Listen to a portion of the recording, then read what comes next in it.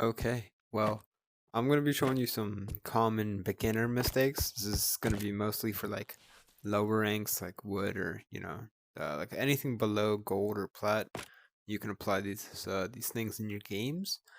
Um, I won't be going over like that much. It'll just be some tips that I've saw in the past, month of playing, what I've seen people do that is just not it's not a good habit and you should change it. Um, well, that's really all. I'll get to it now. Okay. The first thing I have is every time you play like MM or even like a scrim, for example, be in a good headspace. Because if you're not in a good mental headspace, if you're not, feeling the game, if you're not liking the game, then you're gonna perform badly. Um, I actually used to have like the biggest mental problem. Like I used to be crazy inconsistent just because of my mental. Because I was like, oh no, I'm gonna be so bad this game. I'm gonna suck. Uh, but like you can't have that mindset. You want to be like, I got this. I got this. I'm not gonna be too overconfident and push things I shouldn't be pushing, but I should be confident enough to like know that I'm gonna do something this game. I'm not gonna push into their spawn every single round, but I'm gonna actually play at my best. Like to add on to this, you shouldn't be like telling your team it's over, we lost because you see the teams that are generated, like that happens every single game. Like someone mentions it every single time. Like you see like the team channel get generated and you just see like your whole team say, oh, we lost, who's abandoning, and that just like it ruins mental for like your entire team. And like you, like especially if you aren't even like saying that, you're like, oh, I thought we had a chance this game, but my team doesn't think so. So you all are gonna be performing like not at your best, like because I've had that happen to me a few times. It's not great. I think mental is honestly one of the most important things in this game. You should always be in a good headspace, but I think I've dragged this on too long. I'm gonna get on to the next thing. Okay, now I might have went over this another time in another one of my videos, but this is my second point is like crosshair placement and like making the kill easy for yourself before you fight them, really. So let's say you're fighting Cat, like you're defending Cat as a CT.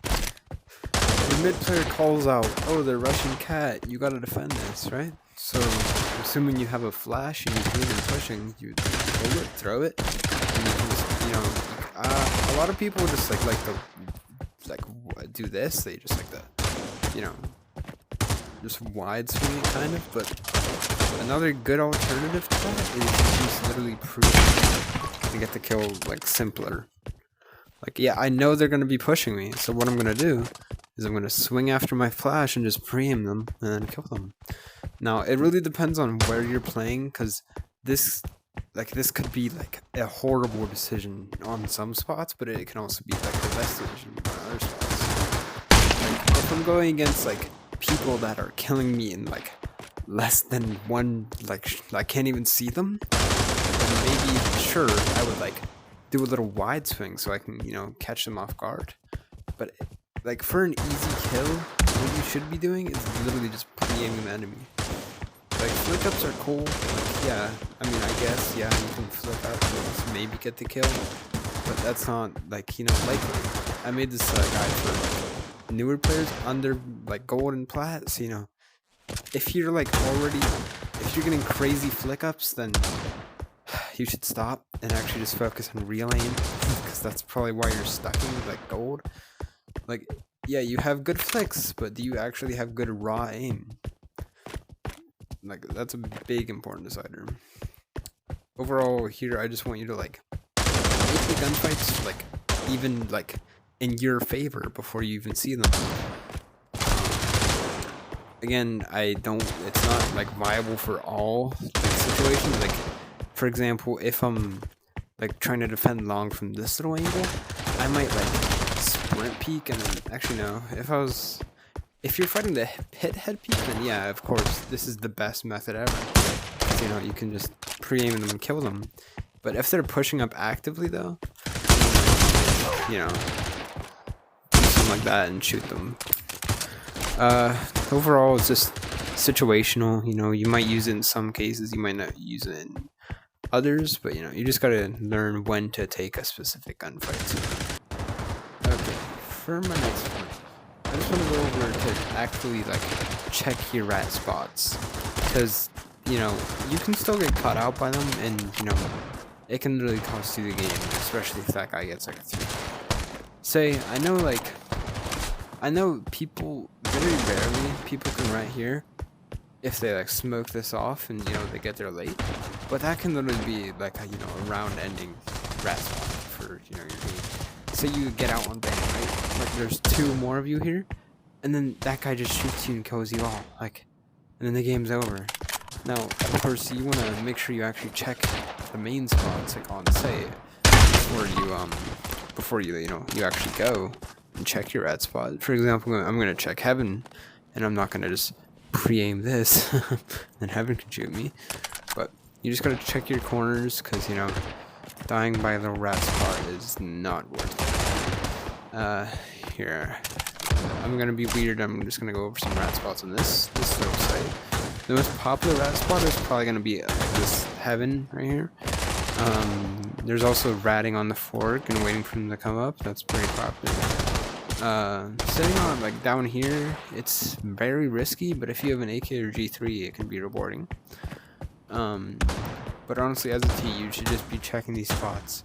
And on A, there's even more, but you just can't be getting caught out by these spots. They're just weird. Especially like post planning. Like, let's say you're a CT trying to retake a site. Someone can like rat right here, right? And they can, you're dropping heaven trying to clear sight.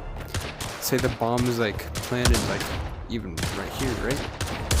You're trying to retake site, you're trying to, you know, they're probably van, right? You come over here, pre-aim and, you know, something else. This guy's right here is gonna kill you.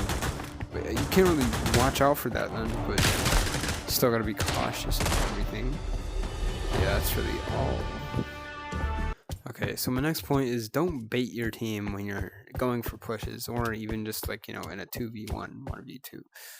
Okay, so let's say you're going for a B, right? So you should normally just push with your team. I'm usually always the first one out, and you know, I get baited by my team sometimes. You know, that's sad, because you know, we could have got like an easy site take, but aside from the point, you shouldn't be lagging behind your team usually.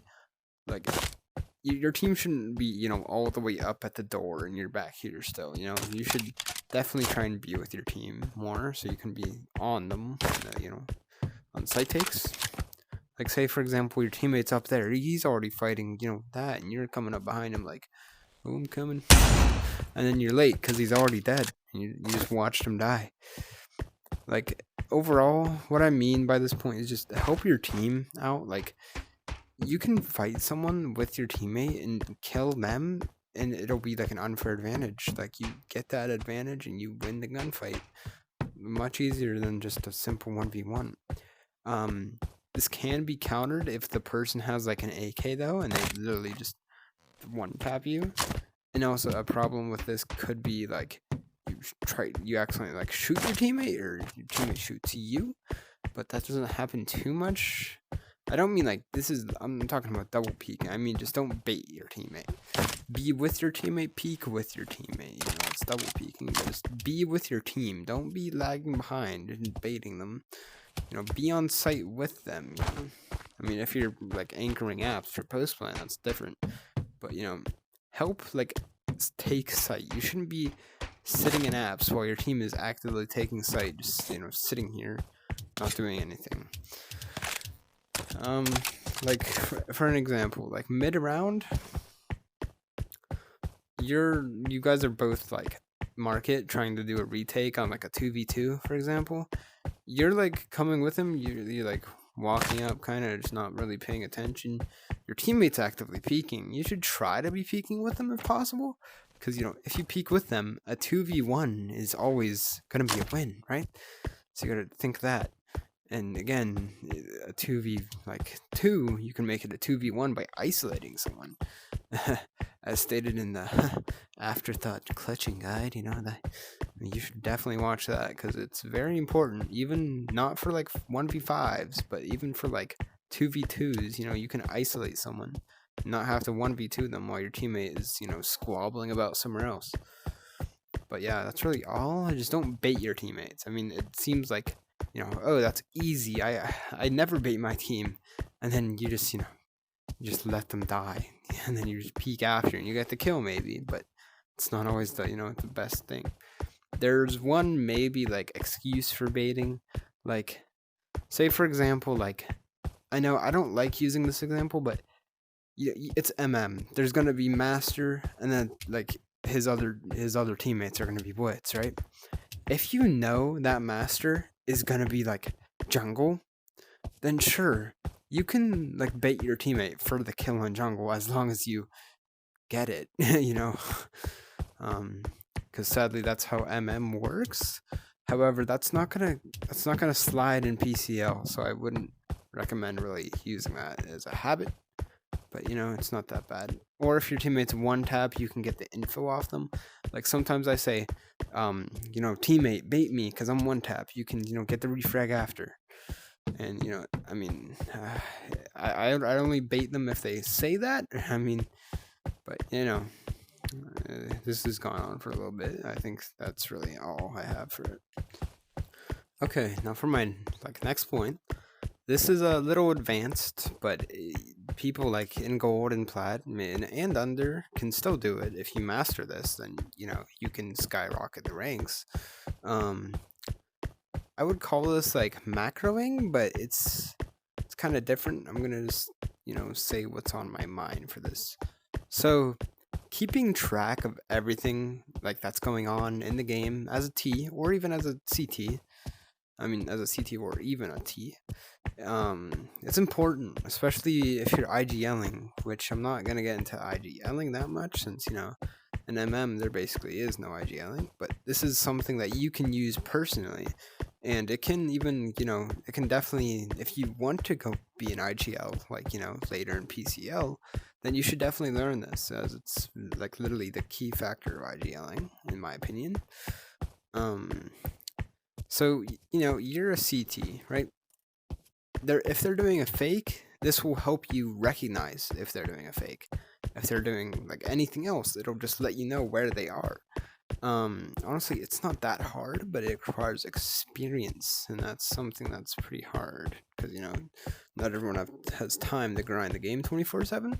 But on to it. Okay, so let's say you're a CT. You need like a team with lots of comms, which is something MM also doesn't have much of, but if you do, then it's great. You want to use a lot of sound cues too. This is basically just like keeping track of what's going on in the map. If possible, you want to be in a spot where you can hear a lot, so maybe graffiti, maybe even short, because you can hear a lot from short. You just gotta have your ears peeled. So let's say you're the short player.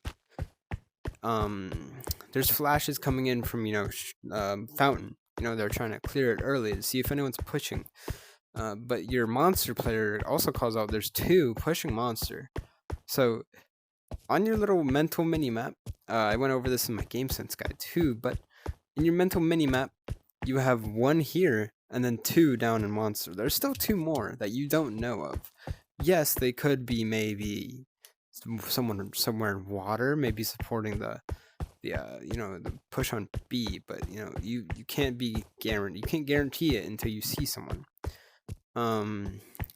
You also gotta make sure you don't double call the same person. Say like, oh, I saw two in monster, and then what if like one of them just double back to like water, and then you say, oh, there's three on B when there's really only two, and you might think, oh, that's not a big deal, but then there's someone long that you have no idea about, and he gets on site because you're like, oh, they can't be long. But yeah, enough ranting. I'm just gonna get to the main point here.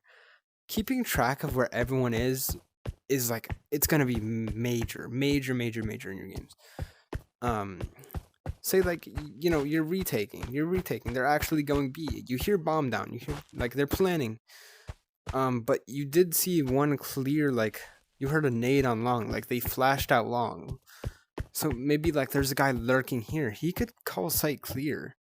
Actually, well, if they were planning B, then they're not gonna rotate back up. But you got to be wary because while you're retaking, this long lurk could come behind you and just kill you from behind. But I don't know. It's kind of hard for me to explain.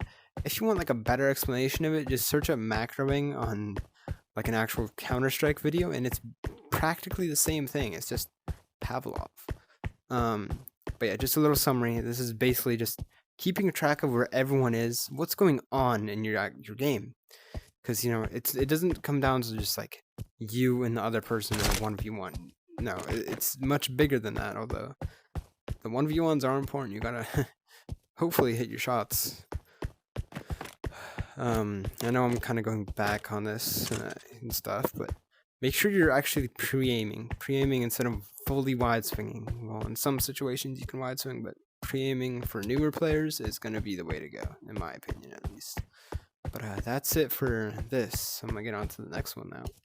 No, okay, for my next tip, play unpredictable. Now, this will be mainly applied on CT instead of T, but you can still use it on T.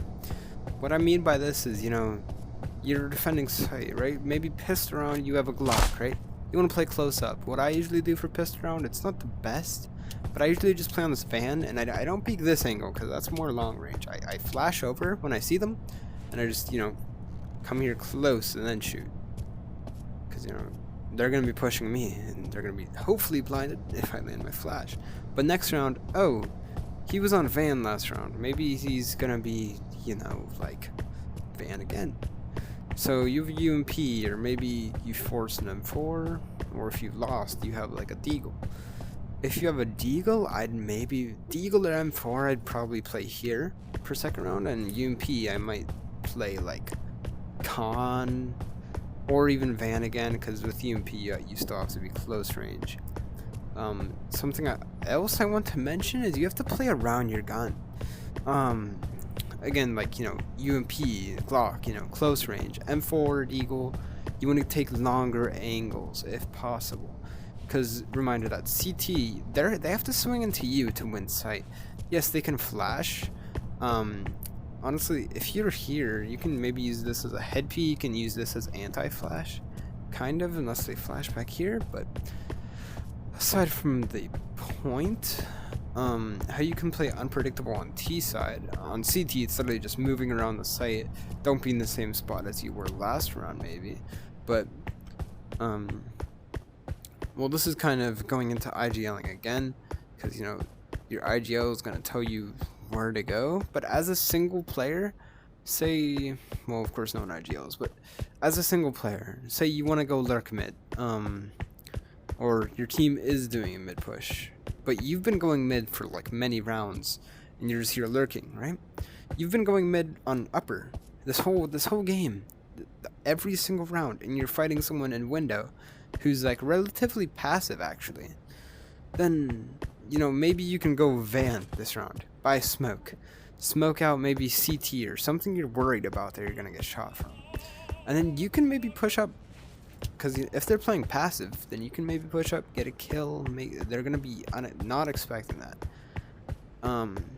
One last thing I want to mention in this tip.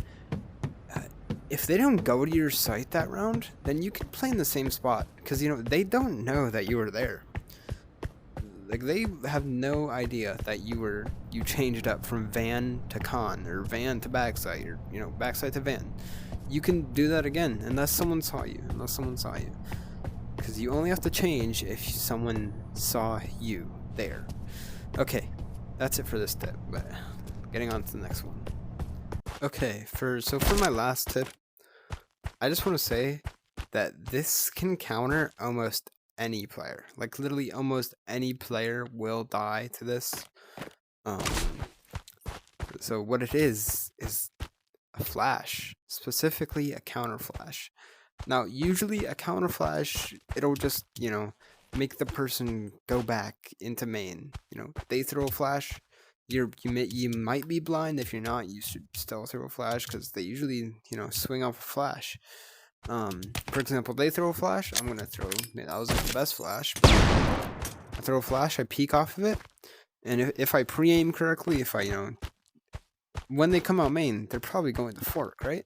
So I flash. I swing off of that and pre-aim somewhere around fork, and that's almost a free kill. But you have to make sure you're not swinging out too wide, or else you're dead. Because they're definitely gonna have some people just sitting in main because they're too slow to actually go off the flash with their team. But literally, let me go back here maybe. I like counter flash so much, and it's literally OP. Like, I get half my kills from counter flashing. Like, it's OP. I'm just gonna let you know. Say they're rushing truck, right? Now you don't have much time to react if they're rushing truck because they're already here. Whoa, that is quick. But if they're like rushing this or they're about to like maybe flash, then you can just throw your own flash, and then you can swing off of this. This wasn't the best example because if they're not pushed up far enough, then they can just run back here into cover. Simple as that. But say they're somewhere as open as like mid or B site, maybe like you counter flash. Like if you're here, they flash you, and you throw a flash like counter. That was a horrible flash, by the way, but you counter flash, you peek out, and you hopefully get the kill. Also, this is a pretty good head peek, I'm not gonna lie, because if you counter flash and you're tall enough to see over this head peek, I'm pretty short. So you can just counter flash, and then even if they're not full blind, if you're on this head peek, then you should win. If they're at least like quarter blind, because they're not going to be able to they're going to expect you to wide swing this, not like some little thing up here. I'm not saying head peeks are something you should crutch on, because in most cases you're not going to have one to use, but when you do have one to use it. So you can just saying, counter flashes are your source of kills in this game, usually, at least. Let me go to B real quick, actually, because it's literally OP on every single map. Like, Ash was one of the one maps that's on left and pull that I can use for this video, but this was I don't even know how to counter flash on this map, but I can still do it effectively, sort of. You're playing close up, right? Now, this is one of those maps where it's kind of weird, because in A main and B main, their whole team is just sitting there, right? Because some people just get stuck in main, which of course is not a good thing. If you get stuck in main, you should rotate, unless you have 2 picks or a very good pick on the enemy. Because what someone could do is they could push down here. Of course, this is a very aggro approach from the CTs, but it could work. They flash here, they bounce it off the wall. You're all blind. They swing, boom, boom, boom, and your push is dead. That's not really a counter flash, but it's the power of flashes. Everyone is saying what these flashes, oh my, it's a flash meta. Flashes are too OP. Well, they are, so that's why you should use them. But overall, that's really just the end of this little video. I literally only made this because my power is out, and I don't have anything better to do. But I do need more video ideas because it's summer. I have almost 0 plans, so I do need stuff to do, and this is sort of productive. So let me know on Discord if you have any ideas for me to do. And questions, of course. I might not get all of this right, since I literally, I have no notes. I just did this, the words I'm speaking are coming from my brain. I have no idea what I'm even talking about. Well, I do, but you get the point. But goodbye. This was fun.